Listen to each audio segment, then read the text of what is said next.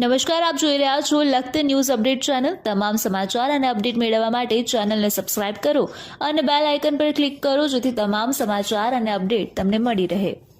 Surendranagar SOG staff દ્વારા સપાટો બોલાવવામાં આવ્યો। વધુ એક આરોપીને બિનકાયદેસર હત્યાથી ઝડપી લેવામાં આવ્યો। મૂળ સુજાનગઢ ગામના હાલ સહેલા રહેતા આરોપીને બિનકાયદેસર હત્યા ઝડપી લેવામાં આવ્યો। સુરેન્દ્રનગર જિલ્લામાં છેલ્લા ઘણા સમયથી બિનકાયદેસર હથિયારમાંથી ફાયરિંગ કરવાના બિનકાયદેસર હથિયાર રાખી રોપ જમાવતા અસામાજિક તત્વો વધતા જતા હોવાનું સુરેન્દ્રનગર જિલ્લા નાયબ મહાનિરીક્ષક ડૉક્ટર ગિરીશભાઈ પંડ્યાના ધ્યાનમાં આવતા તેમના દ્વારા આરોપીને ઝડપી લઈ કડક પરિણામલક્ષી કામગીરી કરવા સૂચના આપવામાં આવી છે। ત્યારે સુરેન્દ્રનગર એસઓજી પોલીસ બ્રાન્ચમાંથી મળતી માહિતી મુજબ પોલીસ હેડ કોન્સ્ટેબલ અમરકુમાર ગઢવીને ખાનગી બાતમી મળી હતી કે સાયલાથી લીંબડી તરફ જતા આવેલ પરડિયાની બાજુમાં કોમલ ઓટો ગ્લાસ નામની દુકાન ચલાવનાર મહેશ જયસિંહભાઈ કંચરિયા બિનકાયદેસર રિવોલ્વર રાખે છે।